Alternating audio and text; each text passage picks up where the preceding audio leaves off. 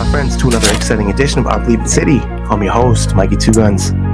Today we got a real special guest, Bruins insider. She's been all over the Bruins beat all year, covering the local sports. For the past 10 years, she's an award-winning journalist. This year, she's been covering one of the most surprising and exciting seasons in hockey we've had around here in a while.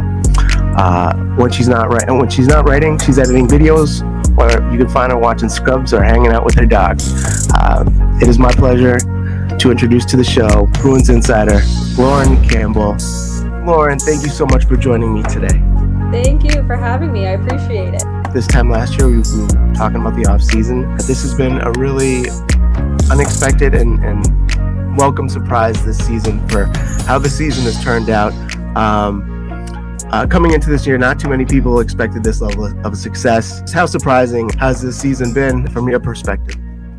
Yeah, it's been great. It's been fun to cover. I think this team is, going into a season when you have a new coach, you don't have a captain, and you have a lot of question marks. You didn't go out and get a true bona fide scorer to kind of help Pasta and Geeky. So there was a lot of questions and a lot of is this roster hungry enough to make the playoffs? And a lot of people, I remember when Cam Neely said, we're going to be a tough out, a lot of people kind of rolled their eyes. A lot of people laughed and was like, yeah, okay. Like, how is this roster going to be a tough out? And they were all season. They were seldom out of games. Yes, you had 7-2 losses, 5-1 losses, but every team has those. Every team kind of goes through that.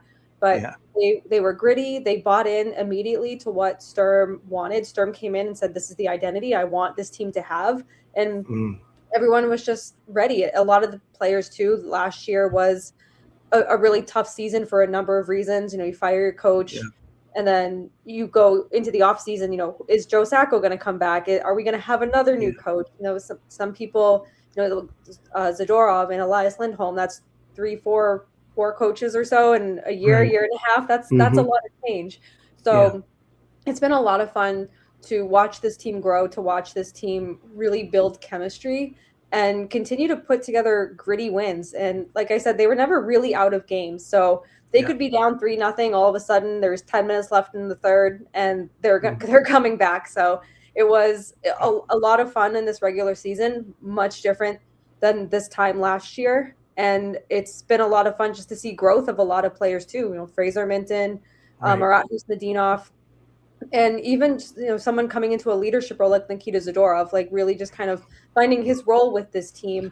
And, a lot of people questioned his leadership and he takes a lot of penalties, but he's somebody who has really kind of found his place with this team this year too. I'm so excited to see him in the playoffs because he seems to really define kind of the Boston, kind of like the typical Boston Bruins kind of like reputation, the mindset, the tough, just blue collar, hardworking, no nonsense type player that the fans in Boston always have come to love and respect. He's not a flopper. He does not fake. He's really an in your face, intimidating presence. And like you said, he's taken a lot of penalty minutes, but I think that also goes along with that toughness and intimidation factor.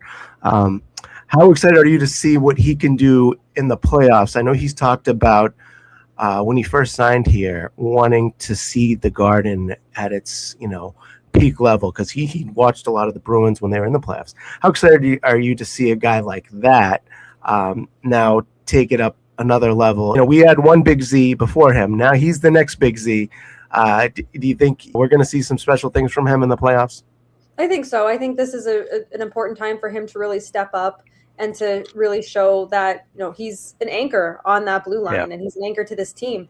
And the Sabres have not been in the playoffs for over a decade. So they're going to come out heavy. They're going to come out hard. But this Bruins team is really hungry and they can steal a series here. And Zadorov will be a big part of that, especially when it comes to the penalties. You don't want him taking penalty at a bad time. Not that there's a good time to take a penalty. And there are good penalties to take, so to say. But, you really want him to, take that next step in the playoffs. And that's where everybody really needs to step up. But I think that he's going to really feed off the adrenaline, the energy from TD Garden when the series comes here for games 3 and 4, and just he's not afraid. We've all seen it all season. He's not afraid to throw that weight around. He's not afraid to stand up for his teammates. And I cannot imagine that's going to get any less in the playoffs. That's only going to grow over the next at least 4 games.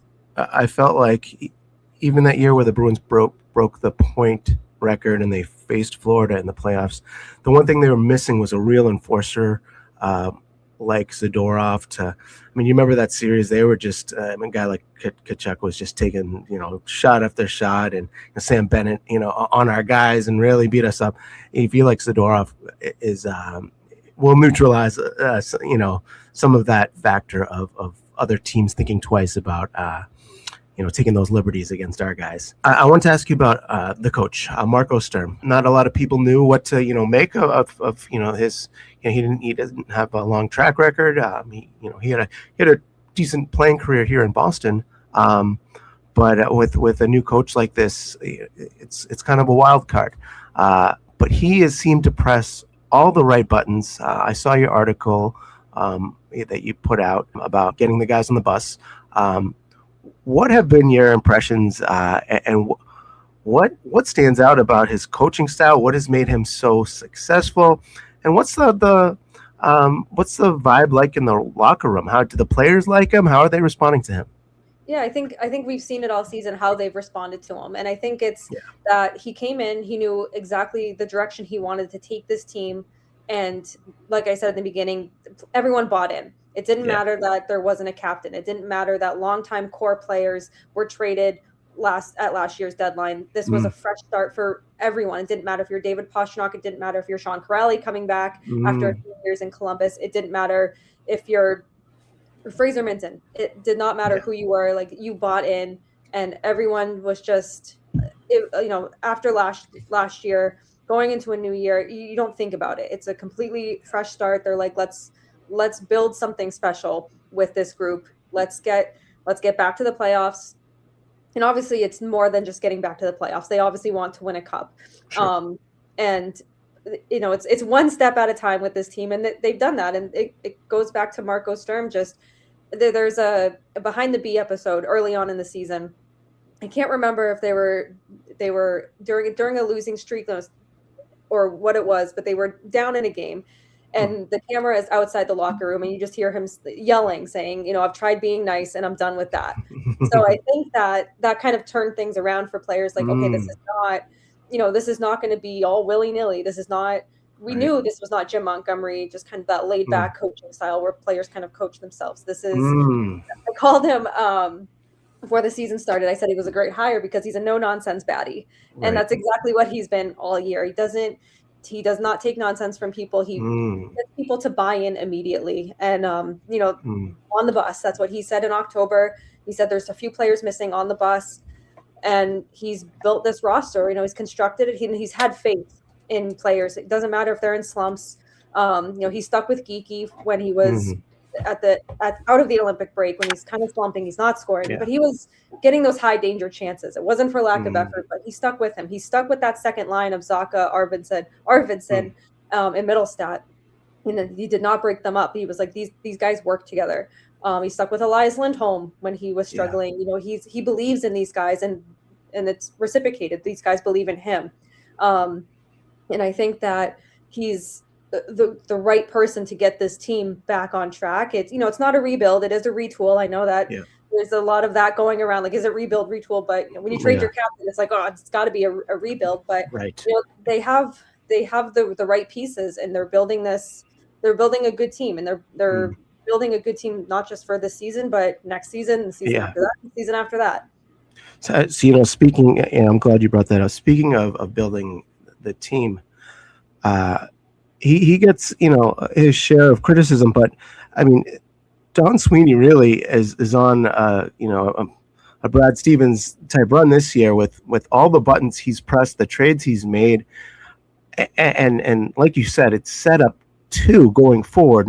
This is not just a go for it this year, playoff, dump it all out, and we'll see what happens next year. Like, he's set this team up. I mean, just look at the Brandon Carlo trade. Like, could that trade have worked out any more magically than, not only do you get a player like, Frazier, you get Brandon Carlo was getting a little older, so you get his salary off the books, and now the sweetest, potentially, I don't want to jinx the pick, but potentially this pick could turn out to be the best possible scenario, because it's a first round pick upcoming this year, protected 1 through 5.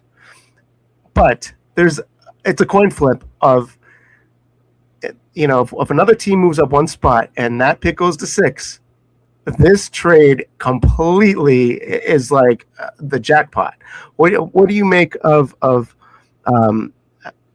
John Sweeney's moves, the buttons he's pressed, and just how well everything has worked out this year? Yeah, I don't think the Maple Leafs will ever make a trade with the Bruins as long as right. I don't think that's on the table again, as long as John Sweeney is GM. But it worked out. It's nothing against Brandon Carlo. I did not think he was worth a first round pick. I didn't think I thought agreed. That trade that the Bruins absolutely got the most in the absolute cut. Yes, prices are high for defenseman, and he's still young. He's still he's been to playoffs. He's had plenty of he has Stanley Cup experience. He's a leader, the really really respected guy in the locker room. Yes, agreed. I mean, you can look at Don Sweeney's gotten better at drafting. We've moved forward from 2015. It's been over 10 years now, which is crazy to say, but he's gotten better. That is there. crazy. The trades you can't knock those. I mean, you look at going back 2 years ago when he set this team up to win the Stanley Cup, and they obviously fell to the Panthers in the first round. But I mean, you're going all in to build a team that's ready for the playoffs. And I think that's another thing too that you look at this team this year.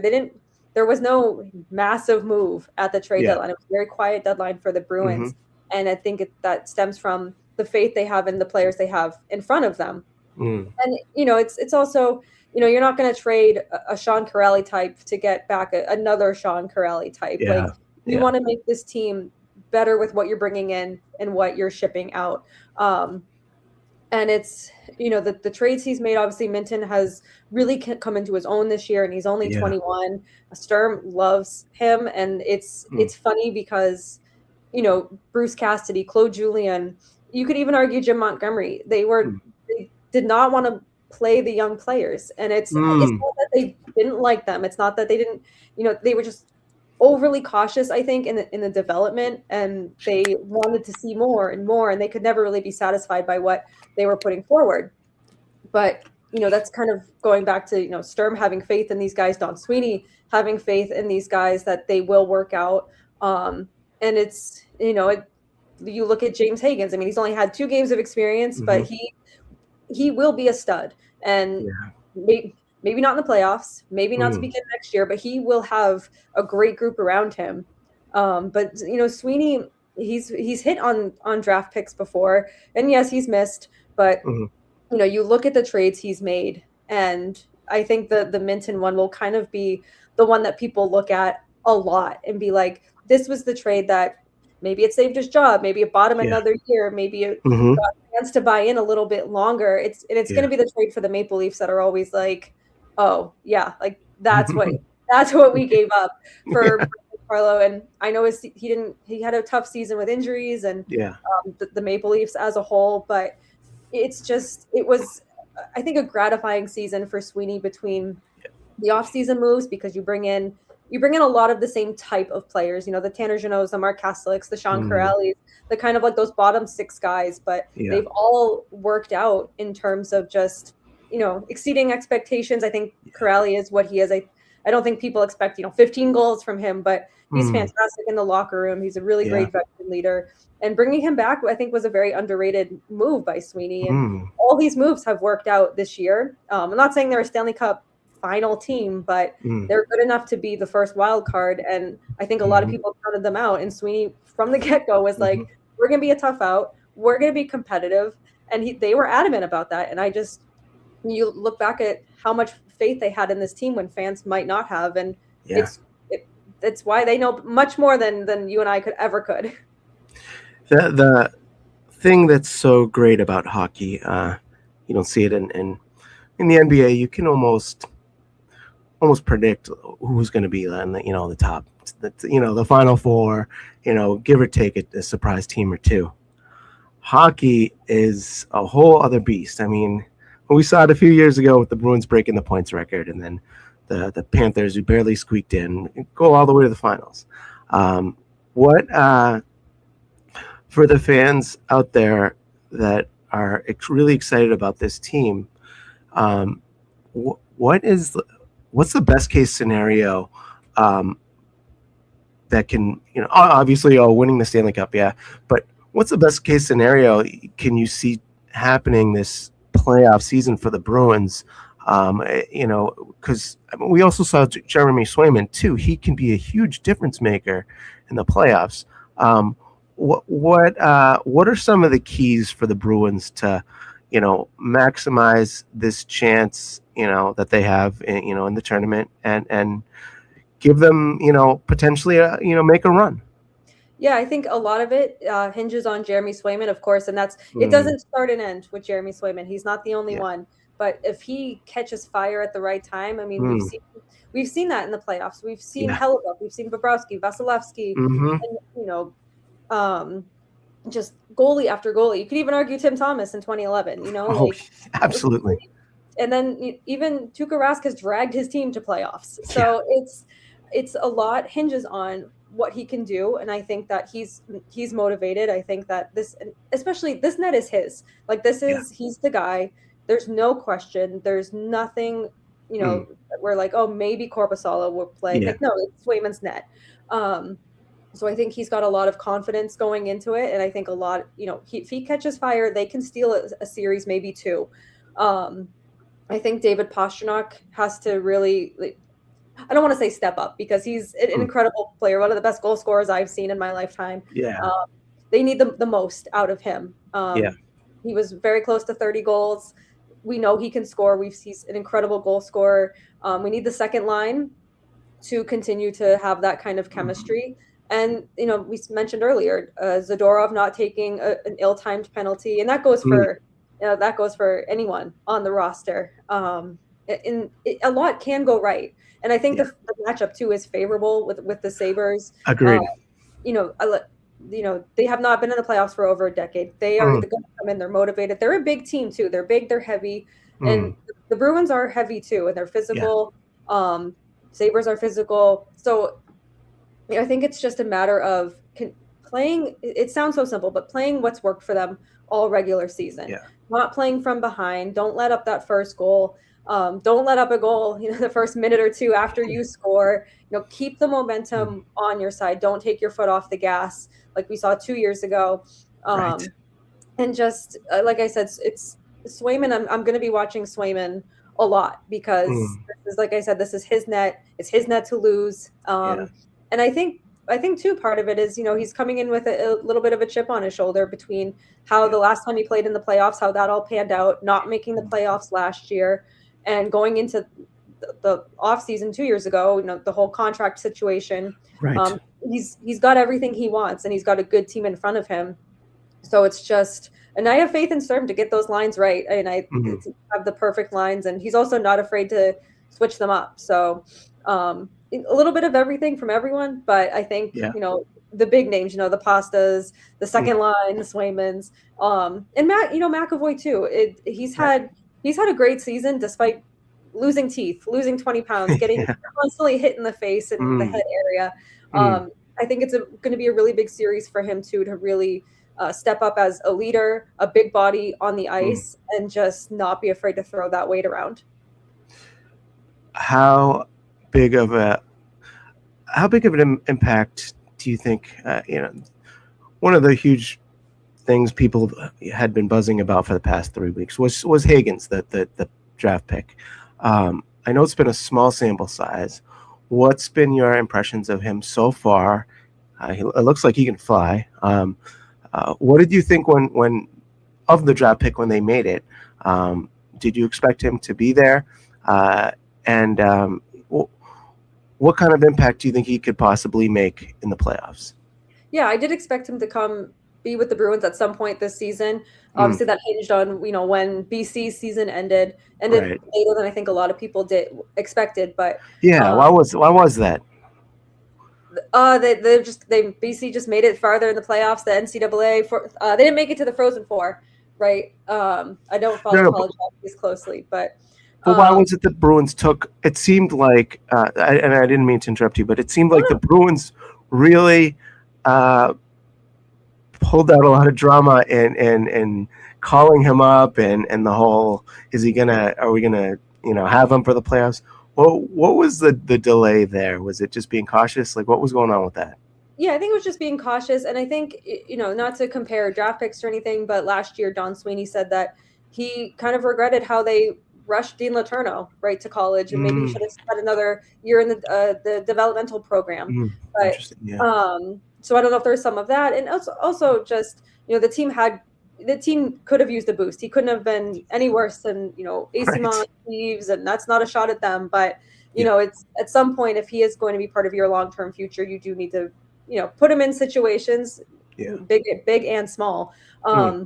I think it made sense to not have him in the game against Tampa Bay. There was a lot on the line. They're going to be playing pretty aggressive, and they were. But to have him get those 2 games in, I think was important. I think Yeah. he looks good. I told you that he still looks very college, which is to be expected. Right. He just finished his college career. He holds a stick upside down, something small like that.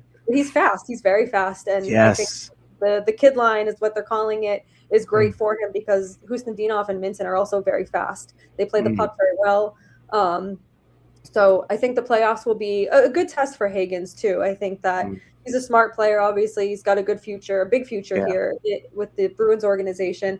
I wouldn't be surprised if he's in and out of the lineup throughout the playoffs. I wouldn't be surprised if he looks a little outmatched at times, and that could just be nerves. That could be, like I said, the Sabres are a big team, and this is his first taste of the Stanley Cup playoffs. It's a big stage.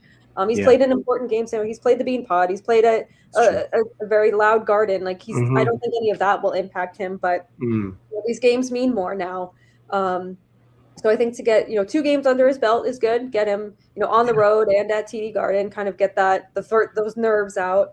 But he's been as advertised, and I think that I just know whenever he scores his first goal, the roof is going to blow off TD Garden. If it's at TD Garden, people are really excited about him, and I feel like they haven't been excited about a draft pick in a long time. Yeah. So I think it was the right pick, the smart pick, and I think that they called him up at the right time. I know that there was that delay. He goes to Providence on the ATO, and people are like, "Okay, come on." Right. They don't want to put that pressure on him too, of like inserting him into the lineup and be like, "Hey, kid, save our season, or save this game for us, clinch the playoff berth for us." Right. So, I think they just take their time. They want to be smart, and I know that Bruins fans have felt burned by Fabian Lysell, Georgi Markov, even Matt Patra. So they they don't want that to happen again, and I get it. But he's 19, he's very green, but he will be a stud for this Bruins team. And I think the playoffs will be a good test for him, but I won't be surprised, like I said, if he's in and out of that lineup, if he struggles a little bit. But I think that's to be expected. But he could also go off and have the best playoffs of his life. So you never know what you're getting in the playoffs.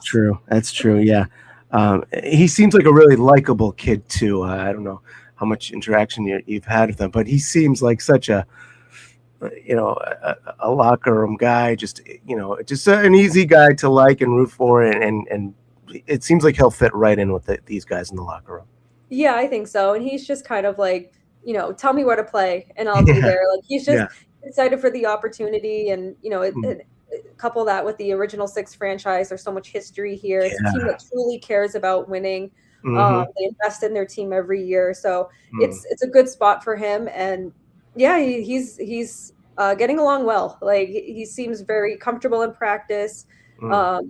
It's funny to see college kids come in, like how quote unquote media trained they are versus how much they're not. And he seems to handle all of this really, really well. Like and some of that could just be, playing in Boston for college. And true. I know, college hockey maybe isn't what it is in other states, but it's still, it brings in a huge crowd. Playing in the Bean Pod is a huge opportunity and a big game there. So just Yeah, he's a very very likable guy. Mhm. Just easygoing, like just Yeah, happy, just like happy to be here kind of guy. right. Yeah, and I think it'll be good to have guys that he can lean on that kind of have been through similar situations. If you remember, like Charlie McAvoy kind of came up in a similar way in the playoffs. Even a guy like Corrali, you remember when he first came up? Like it was just it was in the playoffs, and he ended up scoring a game winner in back what 2015-16. I think it'll be good to have some of the mentors like that too around him to help him out. Uh, Go. So I want to let's go into the actual matchup with Buffalo. Sunday, playoff start Sunday at 7:30. Uh, for a lot of, I don't watch Buffalo that regularly. What is the scouting report on them? Who are their who are the guys that we need to watch out for? Their playmakers. What are their strengths and what are their weaknesses in your opinion?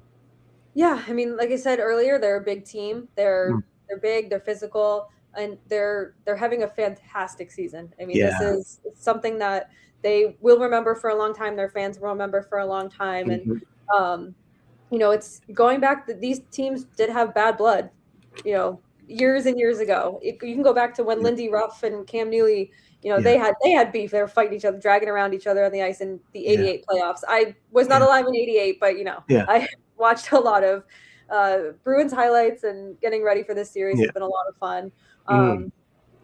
Tage Thompson is just, I don't even know what to say about him. Just absolutely incredible. Yeah. Rasmus Dahlin, of course, and he's had an up and down season. His fiance Mm. had a heart transplant beginning of the season. Has been Wow. dealing with a lot of Really? personal stuff, but she's Mm. back in Buffalo a few weeks ago. So I feel like that's he's a fantastic player. Then you have a lot of Mm. motivation behind that, a lot of adrenaline. Mm.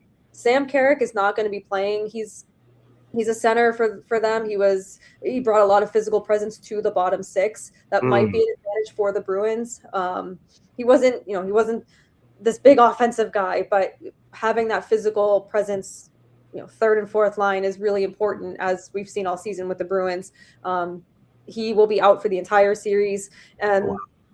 and you just look at the team as a whole. Alex Tuck, is just, again, same like what I said with Thompson. Like, I just don't know what to say about them, just because he's so good. Yeah. Dangerous when they have the puck. Dangerous when they're going up the ice and somebody else has the puck. Like, it's Mm. you'll need to make sure that they do not have open ice in front of them, because it will be dangerous. But going in, I think a disadvantage, and maybe you could say this a little bit about some of the Bruins young guys, but Mm. it's been a long time since they've been back in the playoffs. Yeah. 15 years, 14 years, that is a long time. Mm. So and you look at the Bruins. Yes, they missed it last year, but you have a lot of guys who have been there before. Have Yeah. a lot, they've been there, done that. Yep. So that could be a disadvantage. I don't know how much I buy into that Yeah. with a team like the Sabres.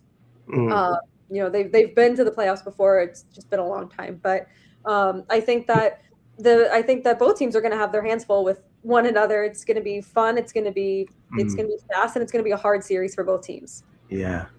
Was it? You said Buffalo hasn't been in the playoffs for a while.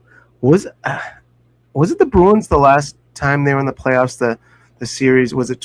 I don't know if maybe they might have made it another season after that. But do you remember that series with the double overtime game? Yeah. Miro scored. Is that the last Oh, yeah. time Buffalo was in the playoffs? And if so, that'd be pretty ironic. It's the Bruins that they meet again.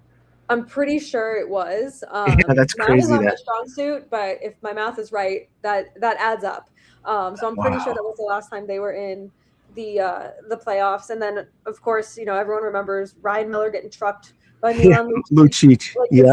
these teams did not like each other in those like Mm, big bad Bruins days. yeah. And so it's not, I don't want to call it a rivalry. I mean, I think Yeah. every matchup can be a rivalry, but Yeah. this isn't like the Maple Leafs, the Canadians, a long Mm, standing, but it's like a reigniting it of is. blood that happened Yeah. 15 years ago. I mean, you even go back to Ray Bourque and his at the end of his career with Boston when we played the Sabres, and who's the goal? Hasek. Remember in '99? You even go back to that series. That was that. You've had kind of like each decade has had some, some great matchups with Boston and Buffalo. And like you said, going back to the Adams division, they're one of the original, one of the OG teams that the Bruins have been battling, tooth and nail. Going back to the Cam Neely days, they had some great battles. So you're right. It is. It's not Boston Montreal, but it is a kind of an underrated rivalry that's going to be rekindled. And the other thing that's going to be really fun to watch is these fan bases, two rabid fan bases. I mean, and especially a team like Buffalo.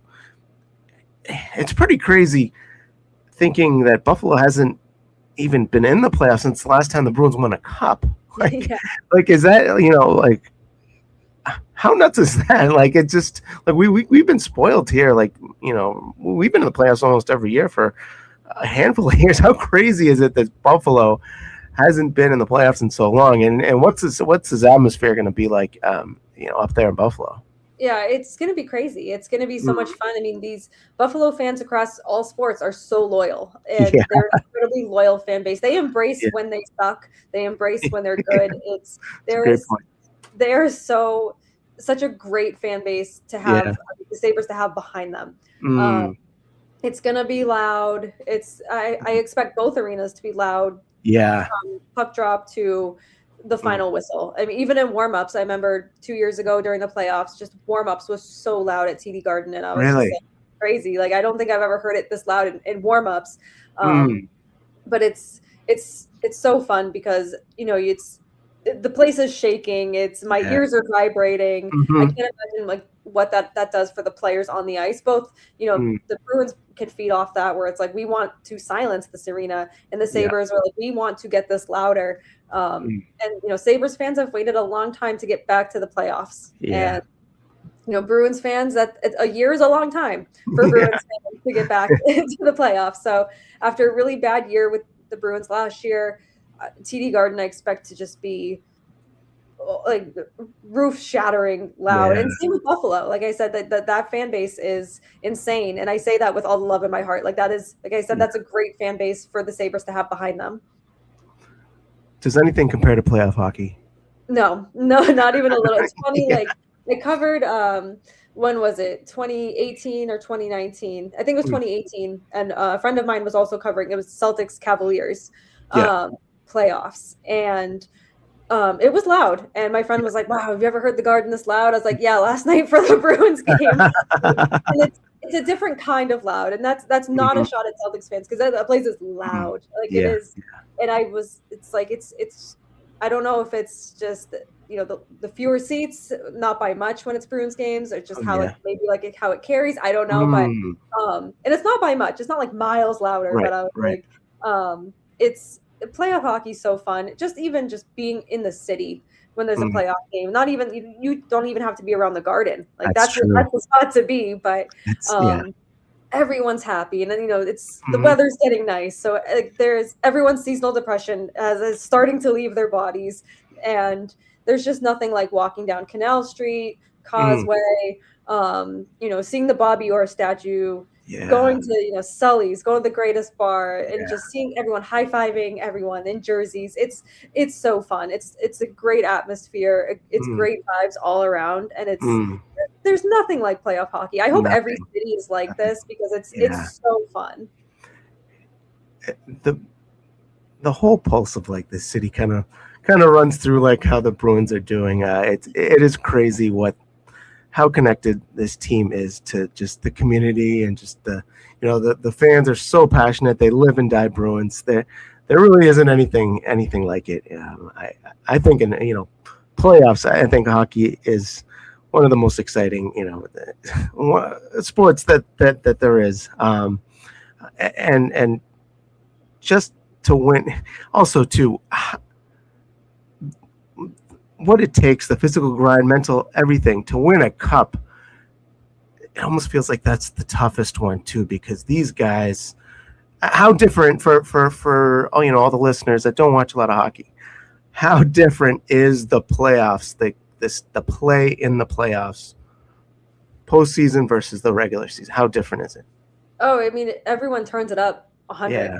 It's Mm. crazy. And in people who don't watch hockey, I know, I'm sure they've heard Stanley Cup is the hardest to win. Yeah. And if you don't watch hockey, you're probably like, yeah, okay, like it's probably not any harder than winning any championship trophy. Mm. But it's Mm. very hard, and you have, especially this season, they had the condensed schedule. They had It's true. Yeah. even though some players didn't get that 3-week Olympic break, there was a lot of Hmm. hockey and not a lot of time.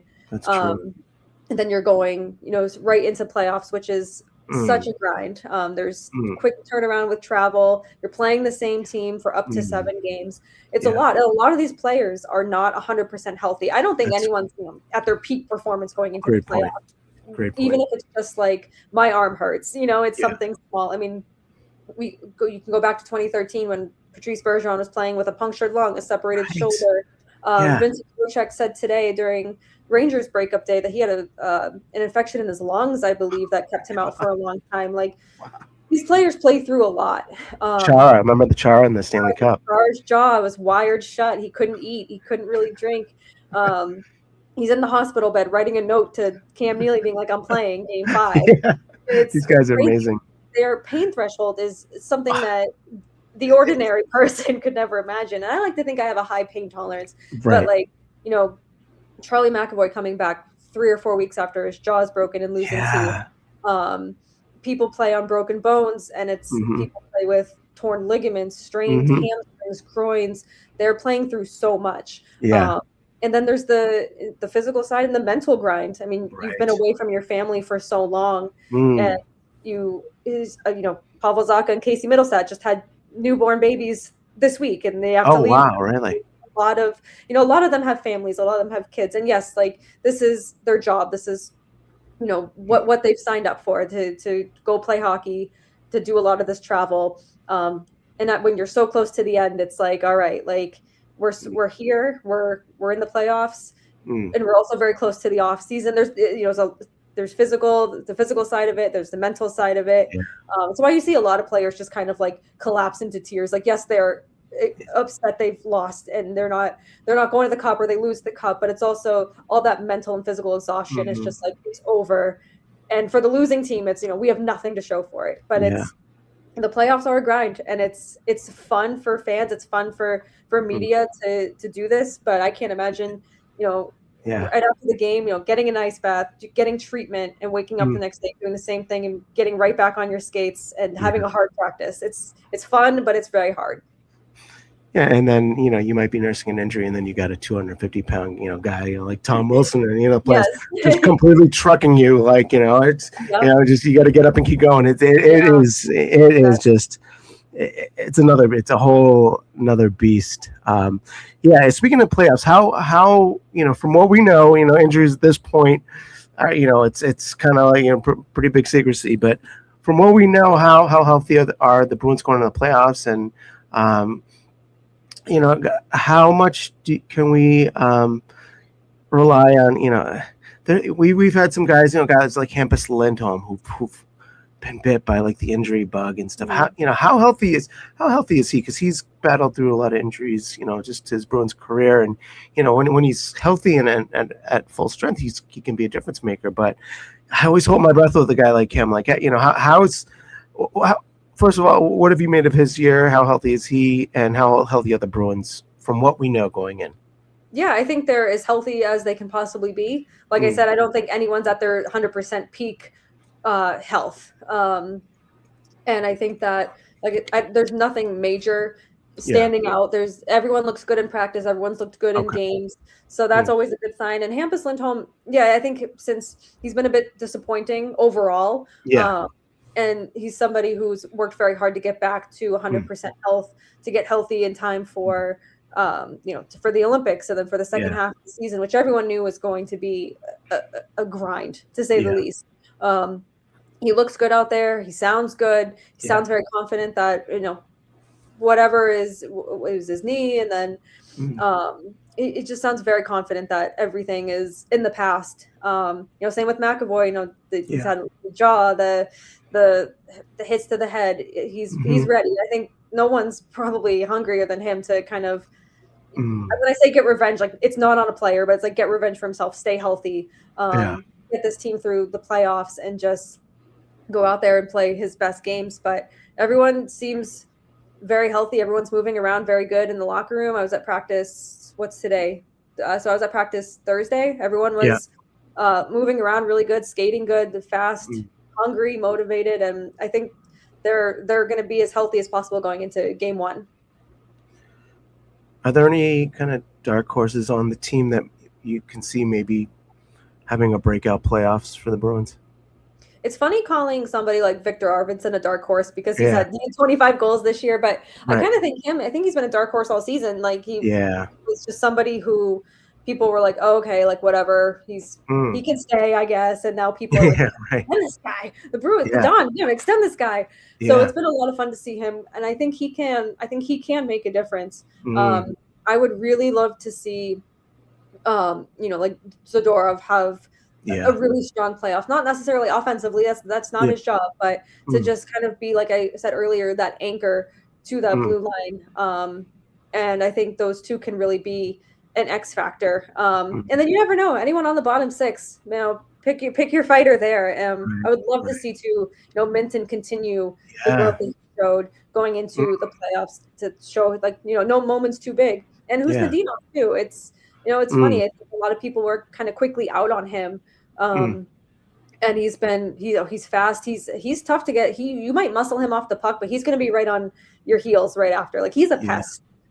So I'd really love to see, the quote unquote the kid line just kind of continue, and welcome Hagen's right into that. But really, just anyone on the bottom six, I feel like you could pick to be your dark horse.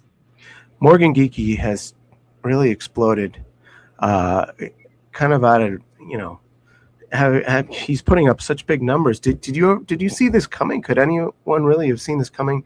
And do you see him having continuing this into the playoffs?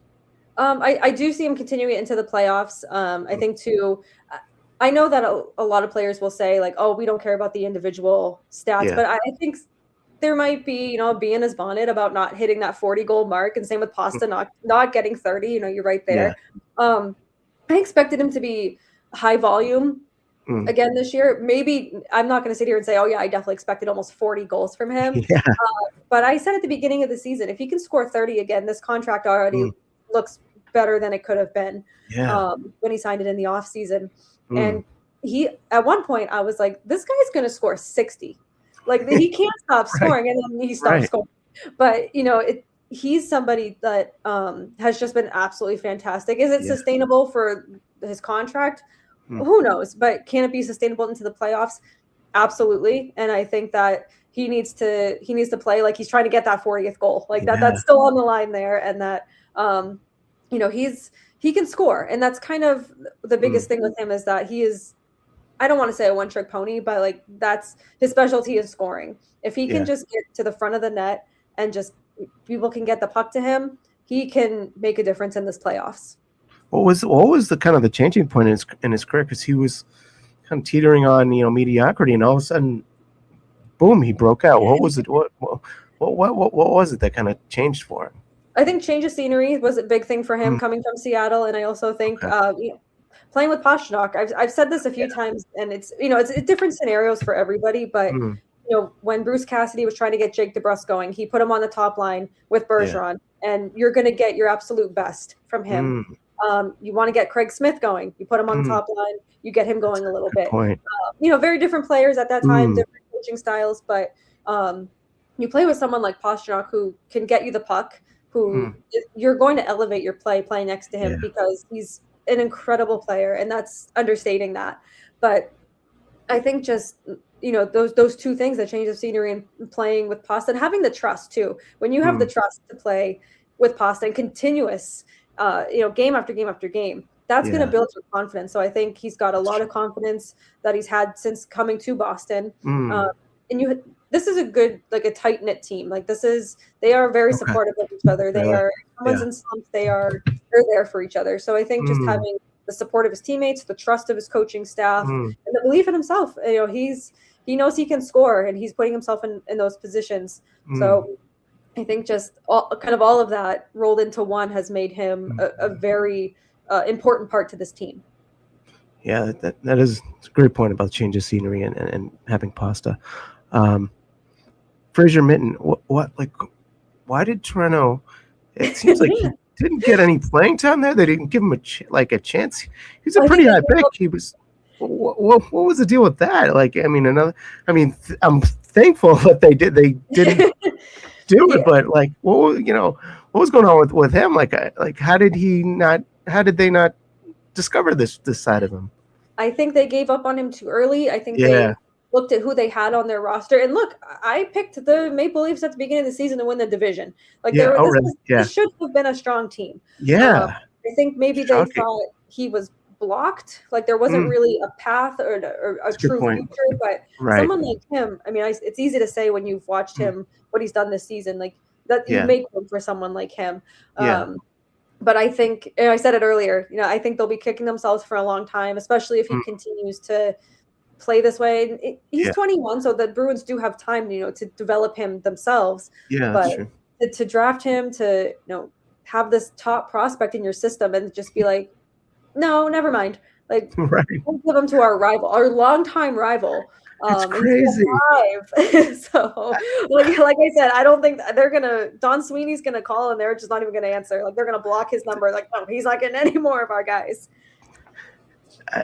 I can imagine that the Boston Bruins have single-handedly boosted the therapists in Toronto, the careers of therapists in Toronto for the trauma that the Bruins have caused the Leafs, whether it's the trade, the Kessel trade, Oh my God, yeah. the trade, the The Carla two Trevor trade. Waycroft trade, like it goes back. That's true. Yeah, exactly. 2013, the collapse in Game 7. Yeah. Last year, or now a couple years ago with the game 7 again, having the 1-goal lead. Yep. How, like, as a Toronto fan, like how just the sight of that spoke to me must give them PTSD like for days. It must. And I said this, I'll say the same thing about them that I said about Buffalo fans. Like, they're loyal, and Mm, they've been through so much in terms of, playoff heartbreak, this season alone too. And just mm, like having a front office that doesn't invest in the right pieces when you're trying to build. Like, yes, they yeah, have good pieces, but it's like, hey, you need goaltending. And it's like, hey, we brought in this forward. How's right. this? And it's like, no. Mm, And it's just like they cannot get past the Bruins, and it's no. like you think of Maple Leaf Square when they're up 2-0 Yeah, and they're jumping, they're excited, and it's overtime, and they're like they all look like they're like, not again, not again. yes. No, it will feel so good when they're back in the playoffs, when they Yeah. eventually beat the Bruins at one point in a series. All right. And it's, I say it about every sport, whether it's the Mm, NBA, MLB, NFL. mm, Rivalries are so much more fun and better between the fan base, between the teams, when both teams are good and both right. teams are in the playoffs. Like, those series Yeah. with the Bruins and the Maple Leafs are electric. Amazing. Amazing. It's almost guaranteed to go 7 games. Doesn't Yeah. matter. Yeah. It's so fun. But Mm, I do feel for fans because, I wasn't alive for the entire 86-year curse with the Red right. Sox. Right. Right. I was alive for 15 of those Yeah. years. Right. Right. And just, getting so close and getting walked off by the Yankees so many times, Yeah. beat by the Yankees. Like, I Oh, understand the frustration as a fan. And this season too, especially, you're supposed to win the division. You have all this yeah. hype around you, and you can't get your team together for the life of you. Mm, I do hope that, like I said, for rivalry's sake, for mm, fans, those are very, very loyal fans, and they deserve something good to happen to them. And I feel like they've just been, shot in the foot every mm. single year. They're like, it's like going back to a toxic ex, right? It's like, this is our year. And they're like, okay, we're going to be hurt about this. And it's like, this is our year. They got me back in. And it's the same thing. But, I feel bad for Toronto fans. Like I said, hopefully Mm, they have a strong offseason. They get their mm. team back on track. But I think they just need to blow everything up and just kind of start from scratch and Yeah. get back to what's made them successful in the past. Yeah, that I don't know what it is about that northern area there with Buffalo and Toronto. And you get the football. The Bills are cursed. You look at the Blue Jays. What happened in the World Series? Like, I know. Man. Toronto's you, had a tough couple years, man. Like their sports teams have been so fun and giving them so much to hear about, and then it's just they get let down at the 1 yard line. Inches. Right. IKF was inches, centimeters from winning the World Series for Toronto. It's crazy. That's sports, right? Like that's why we love sports. That's why we hate sports. That's why we watch them year after year after year. That's so true. One thing I want to touch on, if that number 6 pick does convey to the Bruins, how is this draft looking, just strength wise, for potential impact player that they could get if that pick conveys to them? Yeah, I haven't. Admittedly, I've not paid too much attention to the draft. That comes after the playoffs, but that's true. I would say, just from the light reading I've done, it's probably about last year's. I don't know if they'll get a James Higgins type player, but it's not super strong. Okay. It's not super weak. It's just kind of like cool. All right, like interesting enough. And I think that I think a lot of people will be interested, Bruins fans and Maple Leafs fans, seeing which way those ping pong balls go in the draft lottery. I think that's kind of the big talking point right now is like, where do the Maple Leafs actually fall in this draft? Yeah, it's there's so many things to kind of look forward to as a Bruins fan. How did your journey into sports media start? I'm curious. Yeah, so I went to college I majored in English, minored in journalism, was on the student newspaper, and like ever since I was little, I knew I wanted to write. Like at one point I wanted to be an author, at one point I wanted to be an illustrator. And then in high school I was like, oh, I can be a sports writer, be a sports reporter. Like that's what I want to do. So I knew very early on, and I'm very grateful for that. So did a lot of blogging in college, a lot of internships. I did a lot of newspaper internships. So I wasn't writing sports, but it still got me in the field, covering events on the fly, breaking news kind of stuff. And all of a sudden I'm on an assignment. And then I interned with NBC Sports Boston, but it was Comcast Sports Network back in the day. And it was production based, which was fine. I knew that. But immediately I was like, I do not want to be behind the scenes. Like this is, this is so much for my little writing brain to just comprehend. The production is incredible. I mean, my husband's a sports producer, so I see really? How much, I see how much goes into the work. And then I just blogged my little heart out and did that for like 3 years out of college until I landed a job with Nesson. I was there for 5 years. Really proud of the work I did there. A lot of on the Bruins beat. When the Boston Pride was with the PHF, now the Boston Fleet with the PWHL, I kind of helped build a beat around them. And try to get coverage for them because they had a huge following here. And they were also playing in Lake Placid when they were doing the bubble with COVID. So really? There was so much interest there. Did a lot of podcasting there. I hosted Locked On Red Sox for a little while.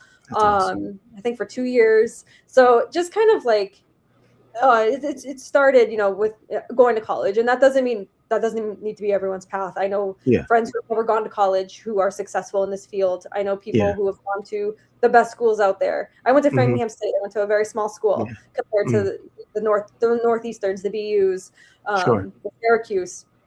Right. Out there. So, but I know people who've dropped out of college and who are incredibly successful. So everyone's path is different. So true. It's just, it's a grind, but it's fun. And it's fun too, to kind of learn new aspects of it. It's not, I'm not just writing. I produce shows, I co-host shows. I make TikToks and reels. Like this is stuff, Love it. 10 years ago when I started, Twitter wasn't even what it was. It wasn't very big 10 years ago. So it's like, just kind of seeing how that evolves and how it's a lot of, it's on Instagram now. A lot of things are on Instagram. So it's been fun to see it evolve and kind of evolve with it. And the more things change, the more they stay the same. Yeah. There's so much, original stuff that I've learned that goes into my day-to-day things. And it's Mm. like, hey, you're going to learn how to code for Vimeo and our other Yeah. video things. And I'm like, what? And I'm going to do it. Yeah. Yeah. But it's fun. It's been a journey. It's been a long journey, but it's Mm. it's obviously been worth it. It beats working for a living, as they say. That's and it doesn't feel like work when you love when No. you love it, and when you're so passionate about it. Do you have any favorite moments covering the Bruins throughout your career, or games that you've been in attendance for? What are some of the highlights? Would you say in your career? Yeah. I've seen a lot of 1,000 games. Mm. Bergeron, Marchand. I've seen 1,000 points. Yeah. Oh no, Marchand did not. Did he get 1,000 games here? No, I don't remember. It's all Mm. coming. 1,000 points and 1,000 games always Okay. meshed together. Yeah. Um, Right. a lot of those. What I really like is the pregame ceremonies. Mm. Bruins do such a fantastic job with those Yeah. ceremonies. They're not too long. They're the perfect amount of time. Mm. In 2013, I was a production freelance assistant with MLB Network. So I was at all Wow. the home games for the World Series. Oh, So I that's was amazing. there when they won Wow. the World Series in 2013. Wow. That was really special. So cool. That was very cool. And honestly, some highlights. It's sometimes the losing games, so the playoff Yeah. losses, because that still Yeah. shapes you as a writer. Everyone dreams about Sure. writing about the championships and the big Mm-hmm. wins. You got to Mm-hmm. go in there when they lose the Stanley Cup, when Yeah. they're eliminated from the playoffs. Mm-hmm. It's every playoff game is special just because of the atmosphere. Yeah. And I've covered a lot of fun Patriots games. Somehow I've for three or four straight years I covered when the Chiefs would clinch the division at Gillette, and I'm like, I think this is me. I don't think you should send me to the Chiefs game, Patriots games anymore. And I've covered fun Celtics games when LeBron Mm-hmm. was on the Cavaliers and not having that Mm. playoff series. And Jason Tatum when he's just emerging. Yeah. That's fun too when you have very young Jason Tatum. Not that he's old by any means now, Right. but Right. Right. Right. just starting out and you're watching a star in the making. Yeah. That's really special too. Mm. And this past year, Zdeno Chara's number retirement, incredible, so Yeah. emotional, so nostalgic too. I think that's Mm. what I was really thinking about when Mm. I was watching his number get raised. I'm like, you have Andrew Ferentz emceeing, you have so much of his Yeah. former teammates here, and just think about the numbers that are in the rafters, Yeah. like what he's done for this team and what he meant to the city, the organization, the fans, just everything that he really did change the culture when they signed him. Completely.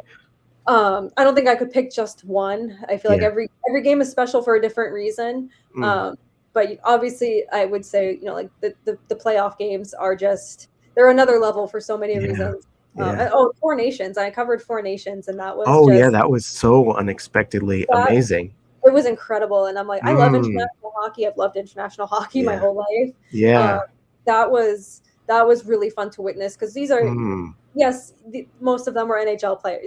Mm. They were all NHL players, Mm. but they're the best ones representing their country. People Yeah. call it a Mickey Mouse tournament, and they're like, no, I'm wearing my country's jersey. I'm playing for Yeah. my country, my medal. And you just see Mm. how much it means to them. And any opportunity to cover Sidney Crosby for Mm. the length of that tournament, that Yeah. was really special too. Any favorite players that you've gotten to, or who have been a few of your favorite just players to cover? Patrice Bergeron. And I Yeah. think that goes without saying. Just somebody Yeah. who's always willing to talk. Brad Marchand. He was actually the first Mm. person I ever asked a question to. Wow. So he gave me an incredibly thoughtful answer. It was actually Mm. at Zdeno Chara's announcing his retirement. So it was when he signed Wow. the contract. He gave me a really thoughtful answer about Chara and everything. Mm. I really enjoyed covering him, and he's funny. Yeah. And I love David Pastrnak. I think he's Mm. one of the funniest, if not the funniest person in the NHL. He is pretty funny, huh? He's so funny, and Really. I don't even think it's intentional. I think it's Mm. just who he is. He's just a Yeah. really, really funny guy. Mm. Tom Brady, of course. I mean, I can't cover Boston Wow, sports Brady. without mentioning Brady. Mm, And then Brandon Carlo and Charlie Coyle were two people who always came out and talked. classy. Very Yeah. classy, very professional, just very good Mm, people who wanted to play hockey. yeah. Yeah. And Bill Belichick, it was Yeah. scary at times, but Yeah. getting thrown right into that. But that's fun. Bruce Cassidy was a great coach to cover. Yeah. Really thoughtful answers from him, and just never afraid to say how it was. I'm sure I'm missing someone. I know people have their thoughts about Kyrie, but he was fun to cover while he was he? in Yeah. Boston. Kind of, if he got asked like the same question in media scrum, he'd just be like, "I answered that already." Like it was that was it. But I was just like, that's fair. I just feel like I could go on and on. And you go on, yeah. I feel like I could sit there for hours. Tell me about this person. Oh my God, so many stories. Write a book. Yeah, right. Yeah, and the one guy too, like you said, I'm sure you have countless great stories about him. A guy like Chara, who he changed the whole face of the organization when he came in, and just the person, the humble, just person, classy guy that he is. The talent that he was, and he's still continuing to be within the community. It doesn't get much more legendary than a guy like Chara. Your experiences with him were I'm sure those are pretty memorable. Yeah, they were. And I think something that really stood out was just how people gravitated toward him. He was the captain, but he was somebody who led by example. He didn't even have to say anything. He could just look at you and you knew okay, he means business. And yes, of course the height plays into that as well. Sure. You look at him and you just see intimidation, scary, really big guy. And he plays, he plays the fastest sport, one of the fastest sports. It's crazy. It's a lot. He's in incredible shape. He might be in better shape now than he was when he played hockey. Really? Wow. He runs marathons for fun. He does Ironmans. Wow. He's incredible. Pull-ups. He does a lot of pull-ups too, right? Oh my God, he's just an incredible human. I see him after games a lot, and I'm like, oh my God, you're not that far removed from playing hockey, and it's just incredible.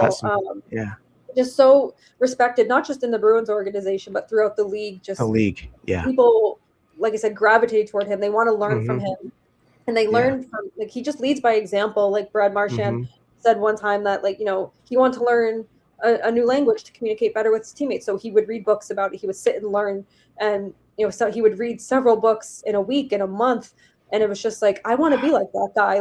This is how you lead. This is. I don't think I could ever put into words the respect that he was shown, the respect that he was given, and the respect that he gave his teammates, and just how much somebody cared about the team, the league, Agreed. his team, fans. But he literally put his body on the line for this team in the city, and now I'm pretty sure he's running the Boston Marathon. I think it's his fourth marathon in 5 years, fourth Boston Marathon in 5 years. It's, and like I said, absolutely incredible. And just an all-around good person, and it's the tallest guy in the league, one of the scariest guys in the league, but just the respect he got. And there's a reason the Bruins went after him to change this culture, and he came right in and worked really hard to make sure that they didn't go back to the bad old days. I have so much respect for that guy too, because he came in as a lot of GMs were kind of laughing at him, like, God, this guy will never be coordinated enough. He's not going to make it, and he worked so hard to become this just incredible talent. He was such a physically imposing player, but he played the game the right way too. He wasn't, he could have hurt a lot of people, if he wanted to take the Tom Wilson route, but he played just a really admirable style of play, and the way he led. I wish he could have finished his career in Boston, but the guy, I named pets after, one of my cats was named Chara, so he's he was amazing. So yeah. I don't want to take too much of your time. This hour has flown by. It I could is talk slow. Yeah, no, hockey with you I'm here as long as you need me. So all day. Like, this has been awesome. Quick prediction: how do the Bruins win this series? Swayman. Yeah. I think that he's going to be the biggest difference maker. I think that throughout the season we have seen the Bruins break down a little bit.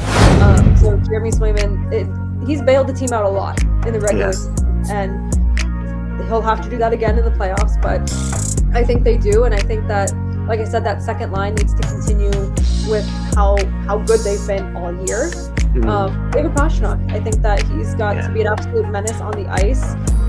And I do think the Bruins win. I think ultimately it's Bruins in 6, but Jeremy Smith will be a huge difference maker in this series. Hold me the rest of the bottle. I just can't do this shit sober. I'm trying to fuck me a model. She trying to get comfy, I don't know her. I'm getting money about her. You pussy niggas can't put no